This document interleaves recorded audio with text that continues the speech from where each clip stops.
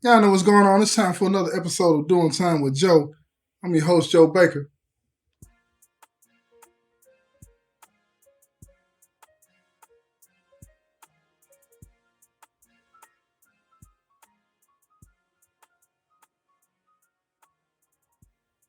Let me tell you something, y'all. In the penitentiary, you should never underestimate the next man's greed and the next man's envy. Never do that. Because in here, most people want what you got. It seems that everybody would understand that because in prison, most people are here because they wanted what somebody else had or has and were not willing to work to get it in a way that wouldn't cause them harm with the law. Meaning, if they wanted the house and the car and the picket fence and, the wife and the two dogs, they were not willing to go out and work to have those things. They would rather go out and rob, steal, and kill and do those other things to get that. Got them in trouble with the law. You understand what I'm saying? So in here, I don't think people understand that, when people do that stuff in here, they're continuing to do the things that they, meaning when I say do the things, I mean thinking the same way as they were thinking when they got put in prison. Can I get an amen? Right? Now listen to me now. This is what I'm going to tell you about. This is this story about this guy. In the penitentiary, a lot of people don't understand how the snitching goes down, right? It's funny because it's not like people walk up to the police and the police is standing right there and they say, such and such did A, B, and C, and such did C, D, and E, and all this and that. That's not how that works. In the penitentiary, we call it dropping notes, right? Dropping notes. And this story is about somebody that wanted to get back at somebody that had done him wrong, right? Because he wanted something that somebody else had and he couldn't have it. So if I can't have it, can't nobody have it. You feel what I'm saying? And it's not have it, it's have her. Let me get to it. All right. Now this is what happened. This is one guy. You know what I'm saying? And he has his issues. He gets high every now and then. He's mainly, somebody that likes to drink. He likes to drink his liquor. But you can't get that as much as you used to these days in the penitentiary. But a lot of people, they drink hand sanitizer or alcohol, rubbing alcohol, stuff like that, just to get a little buzz and all this. Now, I'm telling you now, the things that they do today to try to get a head bang or head change in here is so risky. I just don't understand why they do it, right? But there's this one particular guy. He worked in this area, right? He worked in this area, and he got so drunk. Listen to me. He got so drunk one day because he was trying to build his courage up to say something to this female officer, right?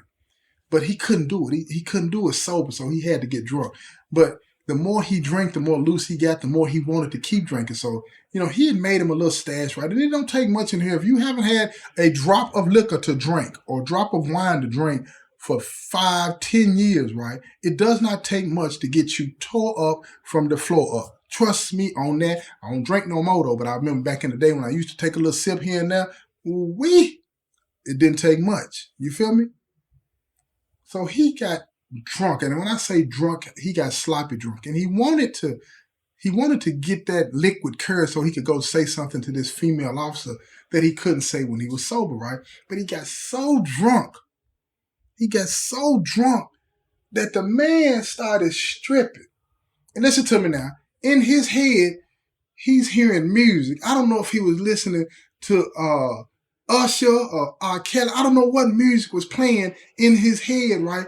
But this dude, he done stripped all of his clothes off, and he's standing in the middle of this floor in front of all of us. Don't get it wrong. I'm not twisted or nothing like that, right? But it was like, okay, I know I ain't supposed to be standing here watching this fool because it's another dude he's stripping all his clothes off, right? And I know he's not dancing for me because he's standing in a way to where the female officer could see him, right? And he's dancing. You know what I'm saying? You know how you're dancing and you're just getting it real slow? Don't, don't, don't, don't, don't. He going on. He's just doing his thing, right? And he's coming up out of his shirt just like a strip at the strip club. You know what I'm saying? Like them, what do you call them, Chippendale dancers. He's coming up out of his shirt and he's rubbing all over his chest. And then he starts to pull his pants down and she hit the button. Called the code. I don't know what took her so long. You feel me? She called the code. The police, it said officer needs assistance, right? They all rush up there. He's still dancing when they come in. what in the world is going on? They just stopped. They in shock just as much as everybody else. What's wrong with him? She said, I don't know. He just stood right here in front of me and started dancing. And just started dancing. So they grab him, put handcuffs on him, turn him around, put him on the wall, said, man, what's wrong with you? He couldn't even talk any way that made any sense. He was mumbling, spitting. So they took him to the hole. He's just drunk. He didn't cause no problem. He didn't start no fights. He didn't have any weapons. They took him to the hole. It's just a funny story to tell on the compound, right? No harm, no foul, to the extent that, nobody was physically hurt, right? In his mind, something way more went on. Something way more went on. He was embarrassed, not to say that he wasn't the reason or the cause of the embarrassment, but he was embarrassed. And in his mind, it's like, she ain't straight. She didn't have to call the police on me. I don't understand why she did that anyway. She know how I feel about it. No, she don't. She don't have a clue. She don't have no idea that this dude really, really, really likes her, right? Now, don't get it twisted. She's married. Don't want nothing to do with him and nobody else in here. She said that over and over again, many, many a times, right? Don't want nothing to do with somebody locked up. She's not saying that people in prison are bad people. It's just that she's happily married and she's moved on. She don't care nothing about none of that. You understand what I'm saying? But in his mind, that makes no sense. She know he likes her. And I don't know why she tripping and called the police on me. See, that's how a lot of people's minds work in here. So check this out. This is what he did. So they let him out of the hole after 10 days. All right? Make sure he was straight. They don't even fire him. She wasn't even tripping. You feel me? She wasn't tripping. Because she don't really know what's going on. Don't nobody know. Everybody looking at it like he just got drunk. Right? So they tell him, report back to work. He goes back to work. He's back in the same area that she's in.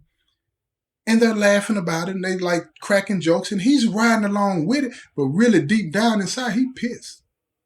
I'm gonna get my lick back. Yeah, I ain't finna go for this. You feel what I'm saying? I'm talking about when I say pissed, he's pissed. He's hotter than fish grease, if you understand what that means. You understand what I'm saying? So check this out. This is younger dude, right? Younger dude. I think he was like maybe 20 years old. He might have been 19, but he's young. He's young. Compared to dude and compared to the female officer. The female officer, you know what I'm saying? She might be in her late 40s, early 50s, but she's holding it well, right? Dude, the guy that got drunk, he's about that age as well. You feel what I'm saying? But you can tell the liquor's starting to break him down. You feel me? But it's this younger dude that's there, and she's real protective of him. Go do this, go do that, and she won't let nobody mess with him. And I was told by several different people that she has said, he reminds me of one of my nephews. You feel what I'm saying? So, and that happens in here. So when they have these kind of pseudo bonds or whatever, right, they seem to, it appears that they're more closer to those individuals than other people, right? But it's not that. They're just reminded that this person reminds them of somebody in their family. So what do? They're more strict with them, and they're trying to guide them and trying to give them some direction so that when they get out, they won't be the same. She looked at him in a motherly way. You understand what I'm saying? But dude couldn't understand it. He couldn't see that. It didn't make any sense to him whatsoever. So anyway, time goes on. We're going to fast forward. 3 years have gone by. This young dude, it's time for him to get out, right?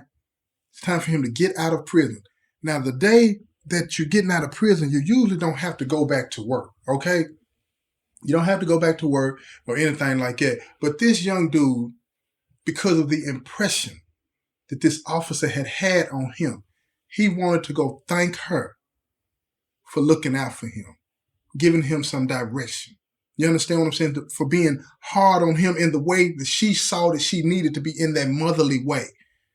Helping him develop a work ethic, right? I know some of y'all saying, now, for real, JT? Yeah, I'm telling you, this happened. She would not cut him any slack. She made him get up and go to work. If he didn't come to work on time, she would call the unit, tell him, go get him up out of bed and tell him he needed to report to work or he's going to the hole. And he would do it because he knew that she meant the best for him. And he had those days like a lot of other people in the penitentiary. I ain't trying to hear that today. But she was like, no, I'm not trying to hear. You better get here. I'm going to send the goons to get you. And then you're going to come anyway. You see what I'm saying?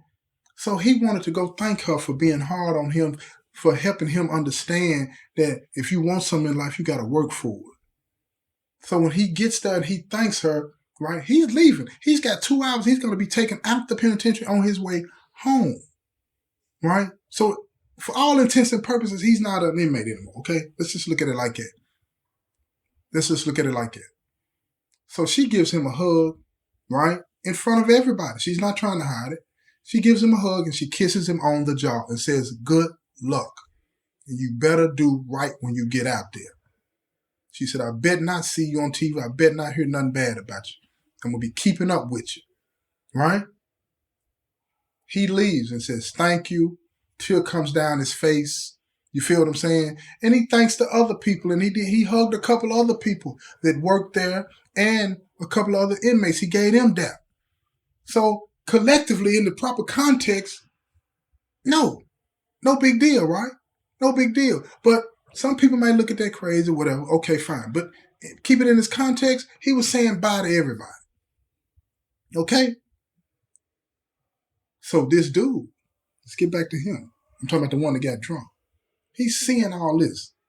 Now he got these feelings for this officer that she don't even know. She ain't got no feelings for him.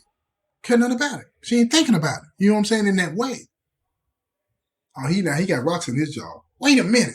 She hugged and kissed him? Nah, I'm gonna get her. And see, that's what people in here do. They harbor all of these bad emotions and these bad thoughts and whatnot. They don't want to process them out to figure out something's wrong with me. I might need some help. Red light, green light, blue light. The light needs to go off. You feel me? But it don't. It didn't in his case. So he does like a lot of people in here do when he's hurt. Now it was like the hurt was not intentional, and it was in his mind he had been hurt. It was because of the way he was thinking of this situation that he concluded that she hurt me. She had done something to me. So now I'm going to do something to hurt her. So in here, what a lot of people do, the best way to get her, I'm going to get her fired. Oh, wait a minute. I got something on her. So he waited a couple of days to see if anything was going to happen in relation to her hugging and kissing an inmate. Doesn't matter that he was on his way home. It doesn't matter, like within 2 hours or less than 2 hours, he was going to be out of here. He's on his way home, and he said bye to everybody in there that he was cool with, hugged him and all this and that. But she was the one that kissed him on the job. But everybody knew what that was. She treated him like he was her nephew or her son. Nothing to it, innocent. It was one of those rare acts of humanity, of kindness that you would want to see. But you understand why you can't do it in here, but you want to see that. Let me know I mean something. That's all that was. And she let him know with that gesture that he meant something to her, that he was worthy. But this dude here, he's sick. He's sick. His mind is playing tricks on him. So he does what a lot of people in here do. He wrote out a detailed letter about the events, the date, the time, exactly where they were standing, exactly what camera. It's like he was a detective. And he took that note and he dropped it in the mailbox directed to the warden. Oh my goodness. So when the warden gets this and he reads it out of its proper context, guess what happened? You know what happened? You ain't even got to guess. They send them goons down there. They pull the camera. They looking at it. Now they're looking at it out of context. Wait a minute. We got an officer? We got an officer that kissed an inmate? No, none of that. None of that. There ain't no such thing going on in the penitentiary. Surely not. We can't have that. We can't have them treating each other like that. That's a violation. That's breaking security. And when they came to get her, they brought an officer with her to relieve her. Took her up out of there. And they fired her.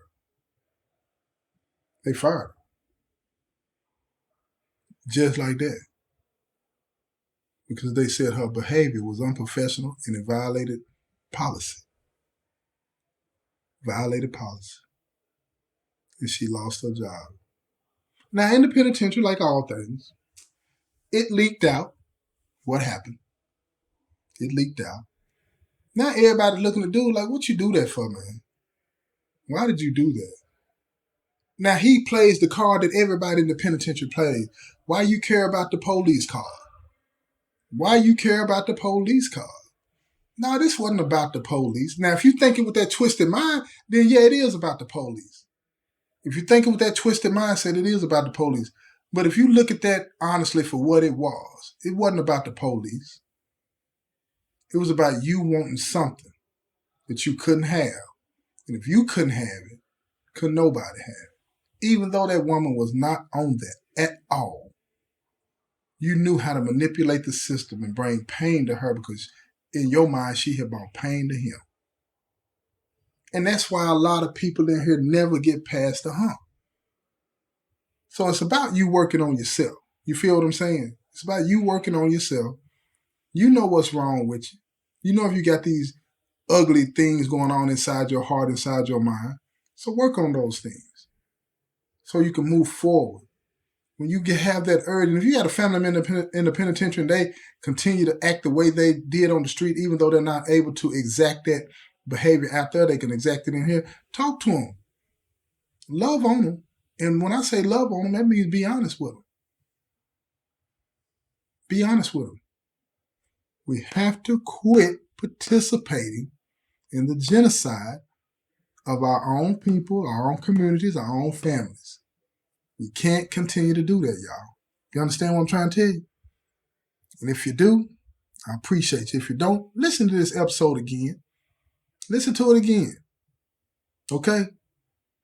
This has been another episode of Doing Time with Joe. I'm your host, Joe Baker, and I say peace, y'all.